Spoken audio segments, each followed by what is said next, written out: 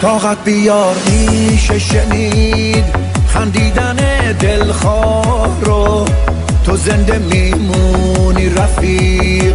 طاقت بیار این راه رو، طوفانو پشت سر بذار، اون سمت ما آبادیه. این زمزمه تو گوشمه، فردا پر از آزادیه. طاقت بیار رفیق، دنیا تو مشت ماست. طاقت بیار رفیق، خورشید پشت